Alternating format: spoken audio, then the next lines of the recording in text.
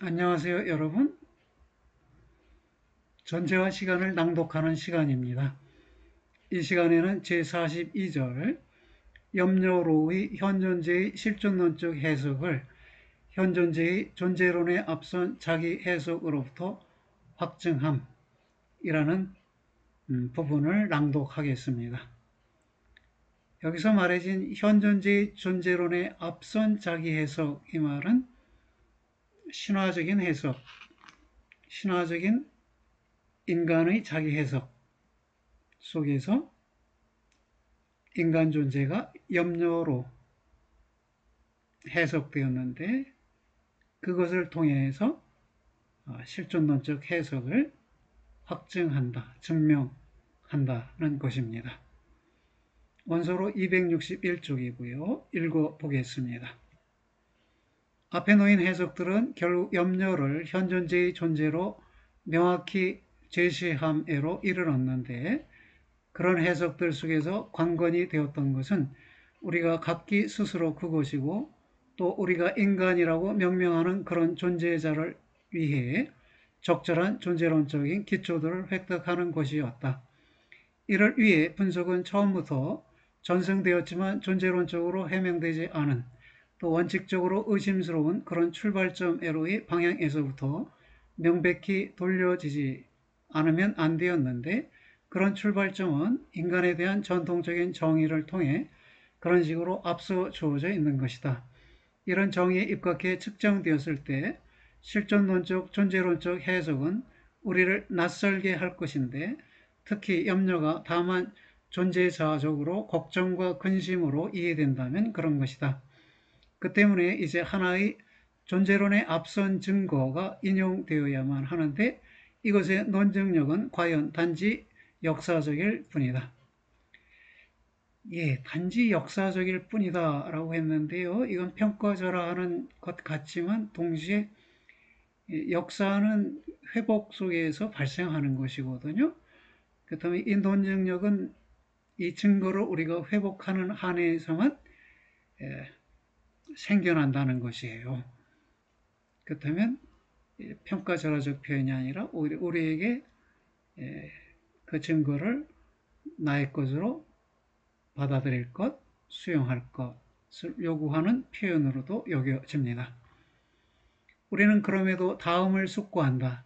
그 증거 속에서 현존죄는 자기 자신에 대해서 근원적으로 밖으로 말하는데, 이론적 해석들을 통해 규정되지 않은 채로, 또 그런 해석들을 의도하지 않은 채로 고려한다. 밖으로 말한다는 것은 앞에서도 논의되었는데요. 지히 위버 지히 젤부스트 아우스 스프리트, 지히 아우스 스프리트, 이건 자기를 밖으로 말한다는 것이고, 위버 지히 젤부스트는 자기 자신에 대해, 이런 말인데요. 앞에서는 레데라는 말함이라는 것이 현존재가 자기를 밖으로 드러내는 방식이라고 설명되었었어요. 네, 그와 관련지어서 이해할 수 있겠습니다. 더 나아가 우리는 다음에 유의한다. 현존재의 존재는 역사성을 통해 성격 규정되어 있는데, 이 점은 물론 처음으로 존재론적으로 증명되지 않으면 안 되는 것이다. 여기서도 다시 한번 역사성, 게슈히트리카이트가 등장했어요. 현존재는 자기의 존재를 발생시켜요. 어떻게? 이미 주어져 있는 존재 가능성들을 나의 것으로 회복해서 실현할 때, 그때 나의 존재가 발생된다는 것입니다. 그것을 총괄해서 현존재의 역사성이다, 이렇게 설명해요.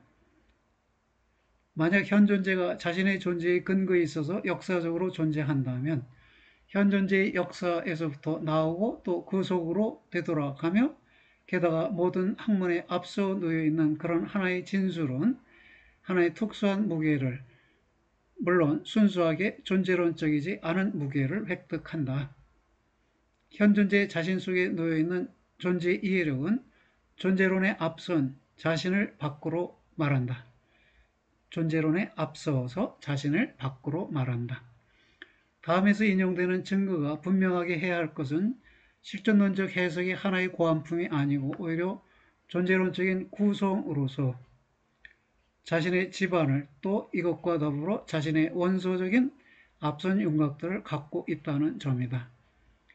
그러니까 현존재의 존재를 염려로 해석하는 것은 실존론적 해석이자 존재론적 구성이라는 것입니다. 근데 이 구성이 생각으로 고안해낸 고안품이 아니라 증거가 있는 구성이고요. 염려로의 현존재의 다음과 같은 자기 해석은 하나의 오래된 우화, 파벨이라고 썼는데요. 이 우화 속에 기록되어 있다.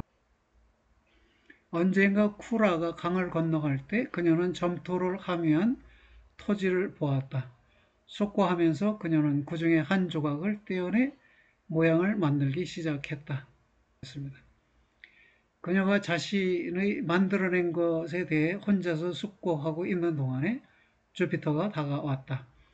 그에게 쿠라는 부탁하여 모양을 갖춘 점토 조각에 정신을 부여해달라고 한다. 그 점을 그녀에게 주피터는 기꺼이 승낙한다. 그녀가 그러나 그녀의 형성물에 그녀의 이름이 빠졌네요. 그녀의 이름을 덧붙이려고 했을 때 주피터가 이를 금지하며 그것에 자기의 이름이 주어지지 않으면 안 되리라고 요구하였다. 여기 쿠라 노멘 이렇게 말했죠. 쿠라가 이름을 덧붙이려고 했을 때 자기의 이름이네요. 자기 이름을 덧붙이려고 했을 때 주피터가 금지하고 오히려 주피터의 이름이 주어지지 않으면 안 되리라고 요구하였다는 것입니다. 이름에 대해 쿠라와 주피터가 다투고 있는 동안에 역시 텔루스, 대지도 일어나서 그 형성물에 자신의 이름이 덧붙여지기를 갈망했는데 왜냐하면 그가 어쨌든 자신의 신체의 한 조각을 제공하였기 때문이다. 대지의 한 조각으로 쿠라가 인간을 만든 것이지요. 다투는 이들은 사투르누스를 판정자로 취하였다.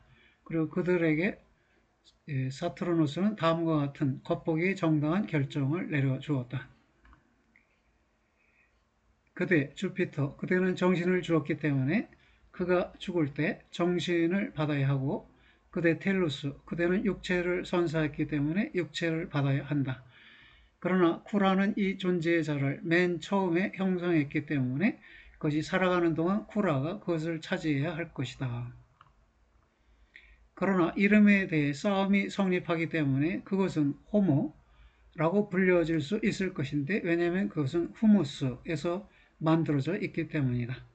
즉 흙에서 만들어졌기 때문에 이름을 호모, 즉 흙이라고 부르게 될 것이라는 말입니다. 이러한 존재론의 앞선 증거는 다음을 통해 하나의 특수한 의미를 얻는데 다음이란 이러한 증거가 단지 이와 같은 염려를 인간적 현존재에 평생 동안 속하는 것으로 볼 뿐만이 아니라 염려의 이러한 우위가 신체, 곧 대지와 정신의 합성체라는 잘 알려진 견해와의 연관 속에서 돌출한다는 점이다. 쿠라가 맨 처음에 형성했다. 이 문장은 이러한 존재의 자는 자신의 존재의 근원을 염려에 두고 있다는 것을 알려줍니다. 그것이 살아가는 동안 쿠라가 차지한다. 이 문장은 그 존재의 자는 이러한 근원에서부터 풀려나지 않고 오히려 붙잡혀지고 그것이 세계 속에서 존재하는 동안에는 그 근원에 의해 완전히 지배된다는 것을 알려줍니다. 세계 내 존재는 염려라는 존재의 부합적 특징을 갖고 있다. 이름, 곧 호모를 이러한 존재자가 획득하는 것은 그의 존재와 관련해서가 아니라 그가 그것에서부터 성립하는 그런 것, 즉 후무스, 흙과 관련해서이다. 그러니까 재료의 측면에서 이름이 주어진 것이고 존재의 측면에서는 염려라고 규정된다는 것입니다. 어느 곳에서 이러한 형성체의 근원적 존재가 보일 수 있는가에 대해서는 결정이 사투르누스에게 곧 시간에게 맡겨져 있다. 우화에서 표현되고 있는 인간에 대한 존재론의 앞선 본질 규정은 따라서 처음부터 세계 속에서의 인간의 시간적 변화를 완전히 지배하는 그런 존재 유형을 시선 속에 받아들인다. 쿠라라는 존재자적 개념의 의미 역사는 심지어 현존재의 더 폭넓은 근본 구조들도 통찰하게끔 한다. 브루다흐는 쿠라라는 전문 용어의 이중적 의미에 대해 주의 깊게 만드는데, 이에 따르면 그 전문 용어는 단지 걱정스러운 노력만이 아니라 역시 신중함, 헌신도 의미한다. 여기서 걱정스러운 노력은 피투성과 관련된 듯 하고요. 신중함과 헌신은 기투와 관련된 듯 해요. 네. 그래서 세네카는 그의 마지막 편지에서 이렇게 쓰고 있다. 네 가지 실존하는 본성들, 나무, 동물, 인간, 신 가운데서 단독으로 이성을 갖춘 마지막 둘은 신은 사망하지 않고 인간은 사망한다는 점을 통해 구분된다.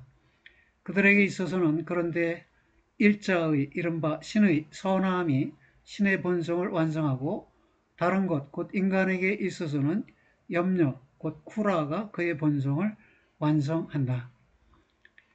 인간의 완성, 곧 인간이 그의 가장 고유한 가능성들에 대한 자유로움, 즉 기투 속에서 그것일 수 있는 그런 무엇으로 됨은 염려의 업적이다. 동일 근원적으로 그러나 염려는 이러한 존재자의 다음의 근본 유형을, 곧 그것을 따라 이 존재자가 배려되는 세계로 넘겨져 있는 그런 근본 유형, 즉 피투성을 규정한다. 쿠라의 이중적 의미는 하나의 근본 구성 틀을 이것의 피투된 기투라는 본질적으로 이중적인 구조 속에서 뜻한다. 네. 실존론적 존재론적 해석은 존재자적 해석에 비해 가령 단지 하나의 이론적 존재자적 일반화일 뿐만이 아니다. 단지 그런 것이라면 그것은 다만 다음을 말할 것이다. 존재자적으로 인간의 모든 태도들은 걱정이 많고 또 어떤 것에 대한 헌신을 통해 인도되어 있다. 그러나 제대로 된 일반화는 하나의 선언적 존재론적 일반화이다. 그것은 부단히 등장하는 존재자적 성질들을 뜻하지 않고 하나의 각기 이미 밑바탕에 놓여있는 존재 구성틀을 뜻한다. 이러한 존재 구성틀이 비로소 존재론적으로 가능하게 하는 것이 이러한 존재자, 즉 인간이 존재자적으로 쿠라로 말 걸어질 수 있다는 점이다. 삶의 걱정과 헌신의 실존론적 가능 조건은 근원적인 의미에 있어서, 다시 말해 존재론적인 의미에 있어서 염려로 개념화되지 않으면 안 된다. 삶의 걱정이 피투성에서 비롯되고 헌신이 기투와 관련되는데요.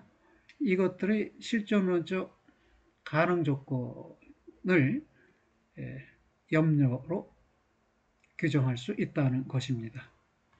염려의 현상 및 모든 기초적 실존 범주들의 초월적인 일반성은 다른 한편으로 각종의 존재자적 세계관적인 현존재 해석이 그 위에서 움직이는 그런 지반이 그것을 통해 앞서고 주어지는 그런 넓이를 갖고 있는데, 비록 그런 현존재 해석이 현존재를 삶의 걱정이나 곤경으로 혹은 그 반대로 이해할지라도 그런 것이다. 실존론적인 구조들이 지닌 존재자적으로 자기를 밀어 올리는, 자기를 드러내는 겉보기의 공허함 및 일반성은 자신들의 고유한 존재론적 규정성 및 충만함을 갖고 있다. 현존재 구성틀 자체의 전체는 따라서 그것의 통일성에 있어서 단순하지 않고 오히려 하나의 구조적인 마디 나눔을 나타내는데, 이 마디 나눔은 염려라는 실존론적 개념 속에서 표현에 이른다. 현존재의 존재론적 해석은 염려로의 이러한 존재자의 존재론에 앞선 자기 해석을 염려라는 실존론적 개념으로 데려왔다. 현존제의 분석론은 그럼에도 인간학의 존재론적 정처를 목표로 삼지 않고 그 분석론은 기초존재론적인 목표를 갖고 있다. 이러한 목표와 과연 밖으로 말해지지 않은 채로 지금까지의 고찰들의 발걸음을, 현상들의 선정을, 그리고 분석의 전진의 한계들을 규정했다. 존재의 의의에 대한 주도적 물음 및 이러한 물음의 마무리와 관련해서 이제 그러나 우리의 연구는 지금까지 획득된 것을 명시적으로 확인하지 않으면 안 된다. 그와 같은 것은 그러나 상론된 것들의 외면적 통합을 통해 달성될 수는 없다. 오히려 실존론적 분석론의 시작에서 단지 거칠게만 예고될 수 있었던 것, 즉 존재의 의의에 대한 물음이 지금까지 획득된 것을 도움으로 하나의 더욱 철저한 문제 이해력에 이르도록 예리해지지 않으면 안 된다. 네, 그랬습니다. 그렇다면은 이제 현존재의 전체적 존재를 염려로 규정한 다음에 이제 이 염려를 시간성에 의거해서 해석하는 그런 과제가 남아 있는데요. 그 과제로 이행하기 전에 하이데거는 먼저 현존재와 세계성과 실제성의 관계를 다룹니다. 전통적으로 존재를 실제성으로 이해해 왔는데 이 실제성은 세계성의 토대를 둔 하나의 존재 방식일 뿐이고 존재 방식들 중에서 대표적인 존재 방식이 아니라는 것입니다. 대표적인 존재 방식은 용재성이고요. 오히려 용재성의 변형으로서 실제성이 성립한다는 것이고 그리고 이 세계성은 현존재에 의해 성립한다는 것이에요. 즉 현존재 덕분에 세계성이 있고 세계성 덕분에 실제성이 있다는 것입니다. 그 관계에 대해서 제 43절에서 A, B, C라는 세 항목으로 나눠서 구체적인 해설이 주어지게 됩니다. 오늘은 여기서 마치겠습니다. 여러분 수고들 하셨어요. 안녕히 계세요.